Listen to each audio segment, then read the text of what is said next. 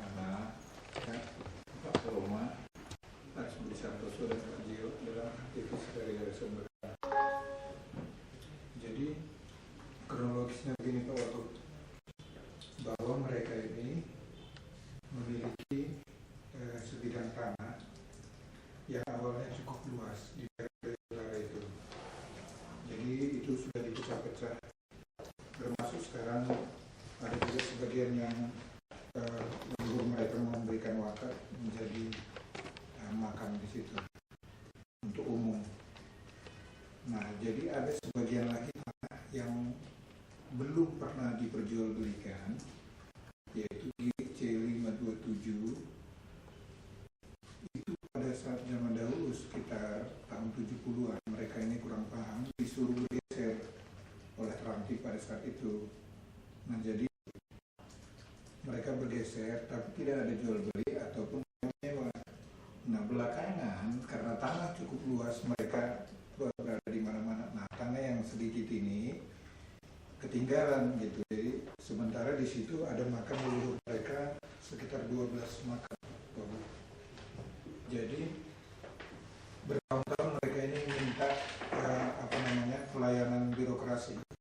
Itu tidak pernah dilayani, baik di Kelurahan Kedai Utara maupun di Kecamatan Kebonjeruk. Selalu dibola-bola. Nah, sehingga jatuhlah perkenalan dengan kami, mereka minta tolong, maka kami telusurilah riwayat tanah itu. Pertama, kami menyurati Lurah Kedai Utara dan dijawab waktu itu bahwa datanya adanya di Kedai Selatan karena baru pemekaran. Lalu permohonan kami diteruskan ke Kedai Selatan. Kedai Selatan menjawab bahwa benar Giri 527 Persil CS3 sawah tersebut masih tercatat atas nama Minun bin Rijal. Nah, mohon maaf, ini secara teoritis saja kami sampaikan karena ke bagian hukum kita itu sudah kami lengkapi semua data-datanya. Ya. Nah, jadi berdasarkan itu kami memohon kepada Lurah untuk dibuatkan rekomendasi dan PM1 untuk meningkatkan menjadi sertifikat hak milik. Tanah itu sekarang posisi apa? Bagaimana Pak? Tanah itu posisinya apa sekarang? Kosong Pak. Kosong. Jadi mungkin saya gambarkan sedikit Pak.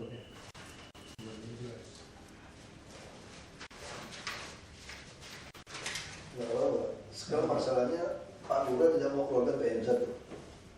Iya, jadi ada persoalannya begini Pak. Nah, ini tanah mereka, ini tanah milik gereja, terus gereja beli juga di sini untuk gedung pertemuan. Jadi ini diantaranya. Nah, lalu ini dipagar semua secara all in, begitu sehingga ditutup pagar. Nah, jadi persoalannya dua, Lurah tidak mau mengeluarkan PM1 dengan alasan bahwa kami tidak menguasai visi. Tapi kan kami secara hukum karena itu sudah dipagar, kami sudah mohon ke P2B, P2B bilang justru mentertawakan kami P2B. Itu kan cuma 1 meter katanya. Memang itu Pak tadinya jalan warga 1 meter. Itulah yang ditutup oleh gereja. Jadi menurut P2B, wah gila kamu masa 1 meter aja harus dibongkar gitu. Yang waktu itu yang bilang itu Pak Purba, Kepala Seksi P2B ke Kecamatan Kebonjeruk. Nah, kemudian Lurah tidak mau lagi melayani kami dengan alasan udah kamu ke pengadilan aja gitu. Nah, lalu kami memohon kepada Pak Wali Kota untuk difasilitasi melakukan mediasi. Nah, itu sudah dilakukan sampai 5 kali rapat. Kesimpulannya di Jakarta Barat yang dipimpin oleh Kabak Hukum ya, bahwa ada perbedaan. Tanah kami yang di tengah itu persilnya adalah 53. Sementara gereja yang mengklaim bahwa ini tanah mereka, mereka persilnya 54, berbeda. Jadi mereka berkali-kali menceritakan melalui juru bicara juru bicaranya adalah sekretaris kelurahan. Selalu gereja nggak pernah hadir. Jadi dia memakai bahasanya Pak Sekretaris Kelurahan Pak Ahmad, bahwa itu sudah sertifikat hak milik gitu. Tapi 5 kali rapat di wali kota tidak pernah bisa ditunjukkan sertifikat. Sehingga kami mohon penjelasan kepada BPN. Selain di dalam rapat, kami juga memohon bersurat kepada BPN Jakarta Barat, dijelaskan bahwa sertifikat yang 3 nama, ada 3 sertifikat atas nama Dana Papa Roma itu Katolik, itu kecilnya semua 54. Jadi berbeda. Makanya kan tidak mau menggugat secara perdata, karena ini sebetulnya bisa dibuat gampang asalkan birokrasi melayani kami dibuka itu pagar. BPN sudah bersedia melakukan pengembalian batas-batas. Jadi clear di mana sertifikat mereka 54 itu, oke, silakan diukur oleh BPN, dikembalikan batas-batasnya. Itu saja yang kami inginkan. Nah, lalu di wali kota diputuskan akan melakukan pembongkaran. Tapi karena pergantian wali kota waktu itu Pak Burhanuddin tidak sempat tanda tangan, Pak. Berhubung karena beliau mengundurkan diri informasinya, sehingga wakil juga tidak bertugas lagi, kosong. Nah, masuk Pak Patahela itu. Tapi di antara sebelum masuknya Pak Patahela, karena kami anggap ini lama sekali tanda tangan surat peringatan untuk pagar itu, maka kami mohonkan kepada gubernur pada saat itu. Gubernur bersurat. Setelah 22 hari kami diundang oleh Biro Hukum. Waktu itu masih dipimpin Pak Made rapat. Benar, Pak Made juga menyatakan bahwa persil yang dimiliki oleh gereja adalah 54, kami 53. Tidak sama. Jadi sebetulnya bukan sengketa. Hanya kami tidak dilayani secara birokrasi, itu aja. Nah, lalu Biro Hukum waktu itu membuat surat rekomendasi lagi ke wali kota untuk supaya ditinjau ulang izinnya, supaya pagar itu bisa dibuka. Nah, lalu diproses verbal oleh bagian hukum Jakarta Barat, sudah dipakai oleh Seko surat P1 tidak ditandatangani oleh Pak Wali Kota, bahkan dibuat catatan supaya dibuat rapat. Nah, lalu bagian hukum Jakarta Barat membuat undangan rapat.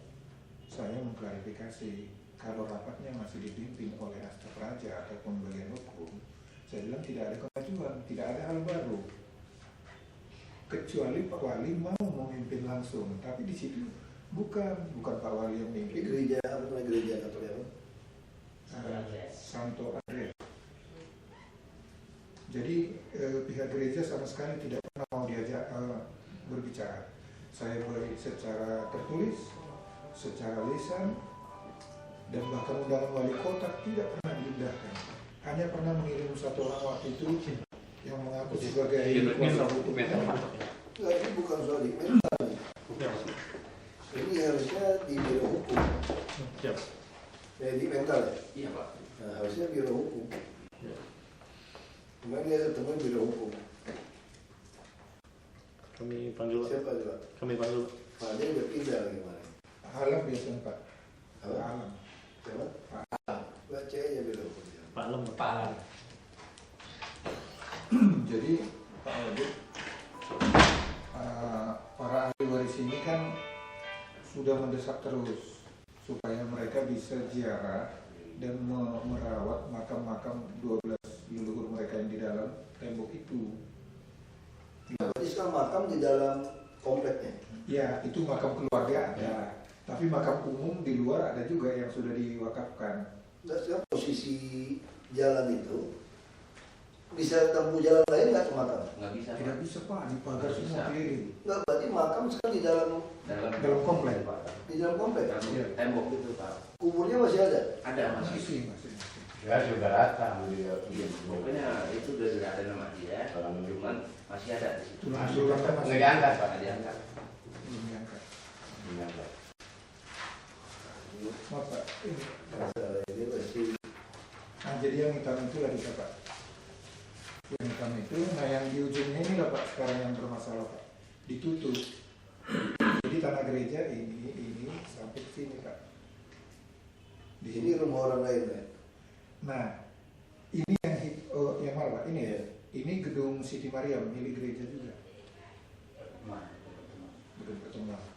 Nah, di dalam yang hitam ini dulu Pak riwayatnya, di sini di apa? Numpang Pak Simangun, Pak Siregar. Iya. Numpang dulu Pak. Lalu ada berapa? 3 rumah ya? 4. 4 rumah. Nah, lalu saya. mereka pindah begitu aja, jadi ini kosong gitu, kosong lalu dipagar oleh gereja gitu, jadi nggak pernah dijual belikan sama mereka. Oh ini semua komplek gereja nih. Tidak semua Pak Wagub, ini ada gedung-gedung lain tapi yang besar ini lah, yang besar ini sampai ke sini, kemudian ini Oh sekarang ini udah rata semua. ya ini kosong tapi yang masih ada bekas rumah-rumah kosong yang dulu Itu dipakai buat apa nih? Udah kosong itu. Tidak ada. Sebulan belakangan ini salah satu rumah kosong itu dipakai seperti mirip kantor. Ada salah satu rumah kosong di sini di rapi-rapi Ini halaman. ini ya halaman kosong. Nah yang hitam inilah dulu jalan warga akses masuk ke sini. Inilah yang dipagar. Tapi sekarang nggak ada warga lagi ini kan? Sudah tidak ada karena udah meninggal Pak Simangun sama Pak Siregar itu. Keluarganya sudah pindah. Nah sekarang mereka Pak Simangun tinggal di sini dulu tuh dia punya surat apa? Nggak ada, numpang aja zaman dulu Pak. Enggak, makanya sekarang waktu dia tinggal bersih belasan tahun, puluhan tahun. Iya. Bapak lemah. Ini mas malu Pak, saya orang susah. Enggak, pasti lemah kalau itu secara pengadilan. Kecuali kemarin keluarga bapak yang tinggal di sini ya. Itu dulu sih Pak. Makanya gini loh Pak Lut. Saya 2,5 tahun nanganin sengketa tanah seluruh Indonesia. Saya di DPR RI, saya anggota panja sengketa tanah. Saya kalau udah sengketa tanah seperti ini, belum tahu saya udah langsung bisa tahu masalahnya di mana. Ya betul Pak. Kebenarannya gitu. Kalau itu nggak bisa, kalau bapak sekali udah masalah itu nggak bisa, sama seperti kasus ini. Bapak bisa bayangkan nggak kantor wali kota Jakarta Barat? Nggak LSM kan? Nah, saya tanya LSM, kita ngomong fair aja nih. Zaman Ali Sadikin kami menang. Karena tanah girik itu tidak ada koordinat. Ya. Tanah girik di hadapan itu nggak ada koordinat. Itu persoalan kita di situ. Lalu bagaimana yayasannya mengklaim itu tanah dia? Dia manfaatkan tanda kutip mantan lurah yang berani pasang badan. Ini ngomong puluhan ratusan miliar ini. Pasang badan dong saya Pak, kalau saya mantan lurah Pak. Dia menyatakan tanah itu di situ katanya. Dengan bukti seperti itu saja, hakim pun saya pikir main saya pikir. Dia nyatakan bahwa kantor wali kota Jakarta Barat yang punya sertifikat Pemda, yang ada gedungnya, bangunannya, itu kami kalah di pengadilan. Lalu apa yang harus kami lakukan? Dibongkar gedung itu dari mereka, dan kami dihukum membayar uang sewa 40 miliar, termasuk kantor jaksa. Di mana LSM sebenarnya saya mau tanya? Ada yang mau ribut ini? Bongkar apa Pak? Kantor wali kota Jakarta Barat, betul kan? Bayar 40 miliar lagi. Dan yang lucunya kemudian yang kantor jaksa dikembalikan tidak termasuk katanya. Yang kami masuk bayar. Jadi kita harus bayar. Tidak bisa pilih apa-apa. Karena kalah. Dengan dasar penunjukan seperti itu. Makanya saya bilang ini sekarang sama kasusnya Pak. Bapak bisa menang kalau ada lurah yang gendeng nekat pasang badan. Kasih Bapak surat keterangan itu di pengadilan. Nah, sekarang ada satu kasus di Cempaka Putih, sama kasusnya Pak. Ini lebih gawat lagi. Lurah camat bilang kami dipecat ya Pak, kami nggak mau tanda tangan. Ini ada isi PPT. Saya ini ngurus sengketa tanah banyak Pak. Perusahaan punya isi PPT, bebasin lahan, dia ada bukti bebasin tanah diri. Bukti semua nih. Kantor camat, lurah, tanda tangan semua lengkap.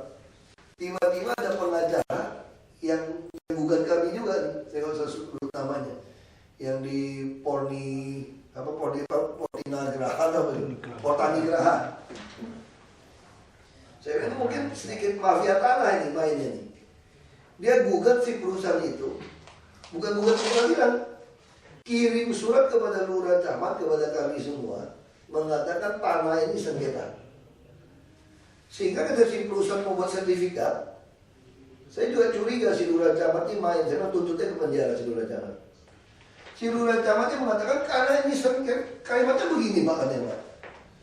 Saya disuruh kasih keterangan bahwa tanah ini tidak dalam kondisi sengketa. Saya mana berani Pak, ini ada surat orang ngadu sengketa katanya Pak. Ya saya nggak mau tanda tangan Pak. Jadi PT ini terkapung-kapung, udah bebasin semua, nggak bisa lanjut. Camat kalau sepihak sama lurah, betul nggak kalimatnya? Betul, kalau terjemahkan seperti ini. Kan di situ disuruh tanda tangan bahwa tanah ini tidak dalam keadaan sengketa. Walaupun dia sudah bebaskan, tapi ini ada yang mengadu sengketa. Saya nggak bisa dong Pak menyatakan ini tanah tanpa sengketa. Ada yang ngadu sengketa kok. Tapi persoalannya saya bilang, ini orang mengadakan sengketa. Apa betul? Nah, tahu betul dia mana Pak? Kan dia bilang sengketa. Kalau tahu betul dia masih ke pengadilan dong. Tapi orang itu nggak pernah mau ke pengadilan. Dari pengajarannya. Akhirnya apa yang terjadi di lapangan? Yang si orang itu mau negosiasi sama si properti. Udah baik-baik jual sama kita damai aja. Nah itu bagian dari mafia tanah, seperti itu cara mainnya. Makanya saya katakan, kalau kasus seperti itu, saya perintahkan camat sama lurah, Anda harus keluarkan diganti. Atau kita akan tuntut Anda. Berarti si PT itu bisa tuntut kami Pemprov. Anda udah kasih SIPPT, sudah ada lurah camat jadi saksi pembebasan lahan semua. Kenapa hari ini kamu tidak mau tanda tangan untuk dia lanjut sertifikat? Makanya saya bilang ke PT, kamu tuntut Pemprov, PT UR, supaya dia keluarkan. Yang kedua, tuntut pidana, yaitu camat sama lurah. Dia menghambat kalian dalam pengadilan. Itu juga, wah pengadilan repot lagi Pak. Bisa inkrahnya 2-3 tahun. Lebih Pak. Lalu kita minta fatwa sama jaksa Kajati. Kajati mengatakan lurah camat harus kasih, karena sengketa tanah ini belum ada kajian. Biro hukum asal lagi, kan di sini lemah Pak, bilang belum ada kajiannya Pak. Yang apa yang mau dikaji? Yang nuntut ini, yang mengklaim tanah dia tidak pernah bawa ke pengadilan. Dia tidak pernah, saya bilang sama Pak Gubernur, orang ini jangan dipercaya Pak. Kenapa? Buktinya dia begitu ada bukti cukup, dia berani tuh tuntut ambil lahan kita di Jakarta Barat. Kenapa kasus ini dia nggak berani bawa ke pengadilan tuntut kita? Orang itu hebat pengacara ini. Kenapa mau pakai sistem dekatin kepada kita? Ini namanya mau manfaatin kita. Makanya saya kira dalam kasus ini Pak, nggak mungkin berani lurah camat kasih keterangan ke Bapak. Kenapa? Karena rumah ini kasusnya bukan keluarga Bapak yang tinggal. Pertanyaannya kalau di pengadilan sengketa tanah Pak, saya sengketa tanah pengadilan di BPN, karena Komisi 2 saya harus hadir. Kenapa Bapak tidak tuntut untuk orang ini tinggal sini gitu Pak? Itu persoalannya. Dan Bapak nggak pegang bukti apapun. Kenapa? Karena sertifikat Pak ya. Karena prinsipnya orang tinggal satu tempat itu yang paling berhak mengklaim tanah itu. Kalau tanah itu kan tanah kondisi kosong. Kecuali tanah ini kuat. Tadi saya pikir tanah Pemprov. Kalau tanah Pemprov lain lagi ceritanya Pak. Ini bukan tanah Pemprov juga. Makanya mereka nggak mau gubris. Bapak panggil Bapak, dia nggak mau gubris. Kenapa? Ini dianggap orang luar aja main ngadu Pak. Bapak sama seperti dulu itu. Adik saya pengacara Pak. Ada orang tua punya rumah. ada pengurus yayasan yang lain main dengan oknum polisi, menuntut rumah ini punya dia, punya kakeknya, punya sertifikat nih. Lalu dia main dengan oknum polisi, polisi mau meminta orang ini keluar sampai pembuktian di pengadilan. Pas waktu itu adik saya perempuan di luar negeri, saya baru kuliah waktu itu. Ya nangis-nangis orang tulis, sambil stroke. Tiba-tiba ada orang nuntut seperti itu. Dia punya hak milik, sertifikat, dia bisa sama orang, dituntut. Tanya, dia bawa ke polisi. Saya datang temannya, dia dipanggil polisi, saya datang ke kantor polisi. Saya bilang begini sama kantor polisi. Ya kamu siapa? Saya pengacaranya, saya mewakili dia. Betul, mana buktinya? Lisan, wakil, ya lisan. Saya begini Pak Polisi, saya juga tidak mau memperkarakan masalah ini sekarang. Saya datang kepada Bapak, saya mau melapor kepada Bapak bahwa kantor polisi Bapak, kantor bupati, kantor pengadilan, kantor tentara, semua satu Belitung ini adalah milik kakek saya, leluhur saya, tanahnya. Karena dulu yang masuk ke sini itu dulu turunan Cina gitu. Mereka pernah nyangkul, pernah nanam buah-buahan. Cuma kalian udah dudukin sekarang. Karena itu saya minta Pak Polisi sekarang kosongkan semua sampai kita buktikan di pengadilan siapa benar siapa salah. Kamu yang kurang ajar katanya. Kan Bapak ngajarin saya seperti ini, saya bilang. Nggak bisa ya. Jadi itu yang kita maksud Pak. Kita tidak mau menjadi alat tangan orang yang belum ada bukti sah untuk menggusur seseorang. Ya, jadi Nggak bisa. sedikit berbeda Pak Wagub begini. Kan keterangan dari dua lurah ya, Kedoya Utara dan Kedoya Selatan menyatakan bahwa itu memang terdaftar masih. Makanya saya bilang, kalau itu seperti itu keterangan, kan saya kasih contoh tadi banyak Pak. Iya. Bapak bisa bayangkan nggak keterangan mantan lurah saja Pak? Kami kehilangan satu kantor wali kota.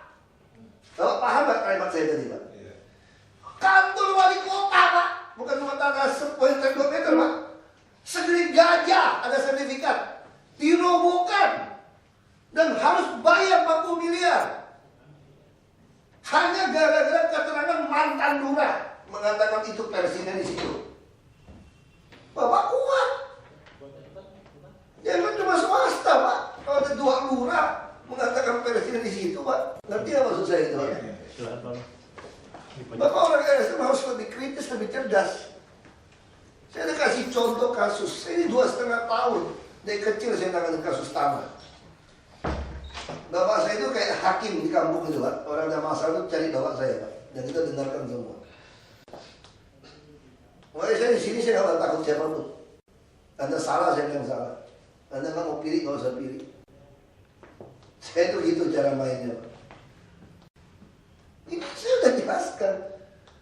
Kalau memang ada dua keterangan lurah begitu hebat Pak, Bapak menang. Keterangan mantan lurah aja kita kalah, wali kota Jakarta Barat itu loh. Ini Bapak bilang. Ini kalau Bapak ada dua mantan lurah mengklaim di tanah Bapak nih, wah Bapak bisa menang Pak. Ya, cuman kan Tapi mantan lurah aja kalah Pak. karena ada menyangkut pagar, terus itu rumah ibadah, kami sangat hati-hati. Enggak Pak, enggak masalah Pak. Yang perlu Bapak hati-hati, Bapak nggak bisa bawa masa bongkar. Itu yang saya bilang, kalau Bapak bawa masa bongkar dan kekerasan, saya perintah polisi tembak di tempat. Jakarta udah berubah sekarang saya bilang. Saya tanggung jawab HAM kalau orang macam-macam. Nggak boleh orang sembarangan mau nyerang sini, nyerang aja saya bilang.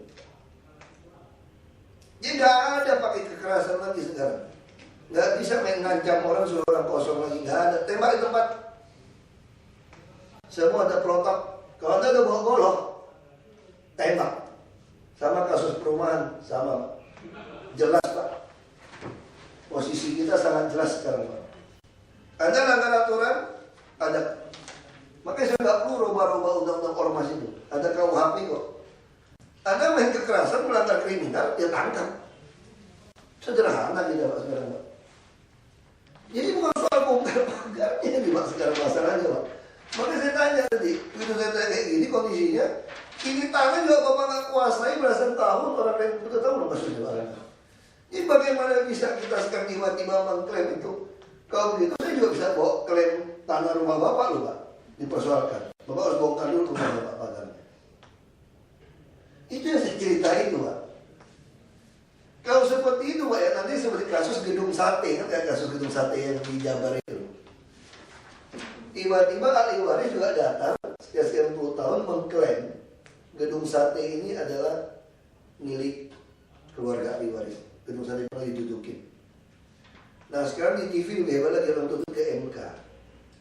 Ahli waris kerajaan Surakarta menggugat undang-undang tentang provinsi Jateng tahun 54.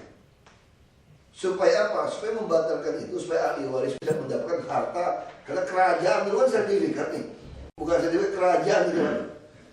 Itu yang makanya saya bilang kalau udah putus seperti itu, saya tidak mengatakan benar salah Pak. Kami patokannya taat sama pengadilan. Karena kami tidak mau dimanfaatkan orang.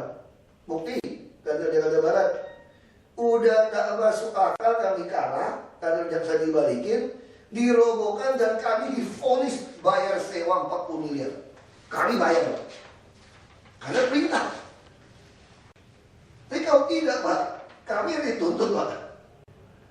Sekarang bapaknya bisa tuntut kami, sekarang bisa nggak mereka tuntut kami? Itu masanya sama. Jadi LSM juga harus yang pintar juga Pak.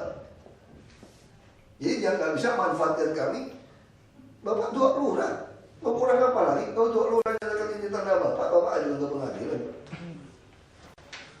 Tapi si lurah berani nggak? Dan tuntut balik dia kesaksian palsu, kriminal urusan dia. Nah saya kasih contoh lagi Bapak, kasus lurah yang tidak mau tanda tangan. Perumahan yang begitu jelas. Kasus cuma Putih itu. Yang punya si Enggar, yang wakil ketua DPRD. Jadi itu kalimatnya itu hanya mengatakan ini tanda sengketa. Padahal yang tuntut sengketa nggak berani ke pengadilan juga. Langsung lurah nggak mau tanda tangan. Itu pun saya mensinyalin lurah bisa ada main. Takut apa ada main? Karena secara logika kalimatnya tidak dalam sengketa. Itu kalau terdaftar di pengadilan. Kalau cuma orang menuntut, sekarang itu pengacara yang hebat begitu, kasus Port Anigraha. Kalau dia bukti cukup, itu orang ke pengadilan nggak? Pasti udah ke pengadilan. Kenapa kasus Cempaka Putih dia nggak berani pergi? Dia cuma berani mengganggu-ganggu gitu. Ini ada satu nama di Cengkareng. Di seluruh Indonesia ada satu nama. Saya kalau hendak nyebut namanya. Spesialis begitu ya, kuasai tanah. Jadi kalau bapak punya tanah, punya PT, dia kirim orang ganggu, tuntut. Sampai kamu pusing, dia tahu dia jual sama saya aja lah murah-murah. Begitu jual sama dia, nggak ada masalah. Mafia tanah begitu cara mainnya Pak. Makanya saya hafal sekali polanya. Saya lihat kasus Cempaka Putih, itu kasus yang dipakai itu. Ganggu kamu, supaya kamu punya PT, jual ke saya, murah-murah, atau nggak bisa. Nanti kita mau perintahkan, kalau lihat dari kejaksaan itu, harusnya dikeluarkan. Di Biro Hukum nggak boleh mengatakan, ini belum dikaji. Kan kita minta pendapat fatwa Kejaksaan Tinggi. Kejaksaan Tinggi sudah memberikan jawaban bahwa camat lurah boleh memberikan keterangan tidak dalam sengketa. Soal itu ada surat masuk sengketa karena belum dimasuk ke hukum, itu anggap tidak ada. Nah, si tafsiran Biro Hukum yang salah. Harusnya lurah camat tetap, kalau tidak, berarti si PT bisa PTUN kita loh. PTUN kita dong. Kenapa Anda membela seseorang yang menuntut belum terbukti? Jadi kalau gitu bahaya dong. Kamu mau bangun rumah gara-gara saya ngajukan surat menyatakan keberatan, kamu sudah mentok. Gak bisa. Jadi hukum harus seperti itu gitu. Kalau bagian dari mafia tanah, nah itu yang saya maksud gitu. Ya sebetulnya kami bukan mau memperalat Bapak, hanya memohon atensi karena ini menyangkut ada birokrasi kan gitu Pak. Makanya jadi saya cerita panjang kali lagi saya tambahkan mungkin ada indikasi-indikasinya Pak. Sebagai tambahan bahwa kan gereja juga sering menghubungi mereka karena sampai saat ini itu tidak bisa terbit Pak sertifikat di sini karena riwayat tanahnya tidak masuk. Di sini bukan Persil 54 gitu, jadi sampai sekarang tidak bisa. Nah berkali-kali mereka menghubungi para ahli waris supaya mau tanda tangan pengalihan itu Pak. Makanya Nah, kalau kemudian- soal itu, ini udah soal deal bisnis itu udah kita nggak bisa ini. Iya, tapi kan menyangkut gini lagi Pak. Gini Pak lah, saya udah biasa ketemu 1 jam 10 jam itu kita nggak akan selesai Pak masalah tanah. Makanya sebetulnya saya itu Sedikit lagi Pak, surat lurah ini saya bacakan. Kan saya minta PM1 tadi, tidak sengketa. Nah, ini lurah langsung jawab, alasannya tidak diberikan itu surat PM1 karena visi tidak dikuasai. Kan gitu Pak. Nah sekarang kalau ini dikembalikan kepada normal bahwa ini adalah bekas jalan warga, waktu itu sudah diverifikasi ya instansi terkait baik dari kelurahan maupun dari tata kota melihat bahwa ini memang dulunya jalan umum gitu. Artinya ini dikembalikan aja sebagai jalan Ini umum. Pak, Selesai. Bapak ini terlalu pintar Pak. Makanya saya tanya, ini ada jalan tembus nggak? Makanya saya tanya Bapak seperti itu. Kalau hakim putusan yang lain beda, itu haknya hakim. Sekarang saya jadi hakim saya dulu Pak. Ya. Saya kan harus tidak harus bodoh nanganin kasus Pak. Kalau ini ada tembus jalan, ini bukan jalan umum. Terus saya tanya, masih ada rumah kan di sini? Nggak ada lagi, makanya saya nggak bisa. Tetapi kalau ternyata Pak ya, ternyata ini masih ada rumah dan mereka terpaksa lewat jalan sini. Padahal dulu bertahun-tahun dia lewat sini, Bapak tuntut buka, bisa. Bapak paham nggak sih Pak? Nah ini hukum di kita. Saya punya gudang di Duri Pak. Saya beli gudang di Duri, gudang waktu saya pagar, ternyata di belakang itu ada belasan rumah. Yang sebelum saya bikin gudang, dia lewat di tanah saya. Ini hak milik saya. Bagaimana hukum di Indonesia? Saya harus rela ngalah 2 meter kali sekian panjang ratusan meter untuk tetap kasih dia. Karena kalau saya tutup, dia harus mutar tempat lain, saya salah. Itu yang saya maksud itu Pak. Jadi ada 2 hal yang membuat seorang lurah tidak memperlukan PM1. Satu, kondisi sengketa, atau satu, tidak dikuasai visi. Kalau itu dilakukan Pak, berarti saya bisa sama si lurah kalau main mengklaim semua tanah orang. Itu maksud saya gitu. Karena begitu dapat PM1 pun tidak mungkin BPN berani kasih juga. Ketika Bapak jalan kasar, Bapak dudukin. Jadi salah hukum. Itu yang fakta itu. Makanya tadi saya tanya, ini siapa yang tinggal? Masih nggak ada. Yang tinggal di luar keluarga. Nah ini nggak ada alasan jalan ini dibuka gitu, seperti gitu Pak. Ya BPN sudah koordinasi Pak, ini kan ukur sementara waktu itu. Makanya Pak, saya bilang kan, kenapa saya suka itu suka terima kasus tanah? Karena ya orang yang punya kasus tanah Pak, Bapak punya keyakinan terhadap Bapak, pasti Bapak ngotot. Ya. Mau berdebat apapun sama saya akan selesai sampai malam, sampai besok pagi Pak. Makanya kalau itu, jadi kalau kami sengaja buat surat seperti ini, berarti kami lakukan pembelaan. Kami pemihakan Pak. Kalau kami lakukan bikin surat paksa itu camat. Nah saya kasih Bapak kasus contoh. Saya betul tahu, saya langsung tahu Bapak mau kemana. Kasus Cempaka Putih. Camatnya tidak mau terbitkan PM1. Itu lebih gila lagi, alasan hanya gara-gara takut. Kan disuruh buat pernyataan tidak sengketa. Sedangkan sekarang saya sudah terima surat menyatakan ini sengketa. Dia pun tidak berani. Kalau camat ini kasih surat, ini camat over berani. Kalau dikasih surat PM1, ya itu masalah di situ. Ya saya harus geser jam 9. Udah tahu nih ya? Udah benar. Ya mungkin yang terakhir kami mohon atensi lah Pak, itu terhadap makam-makam. Sekarang mereka ngomong jujur Pak. Kalau bicara atensi Pak, Bapak dulu gampang nggak ketemu wakil gubernur di DKI Pak? Bisa duduk-duduk di sini. Dengan begitu cepat nanggapin surat Bapak masuk. Bapak ngomong jujur secara nurani.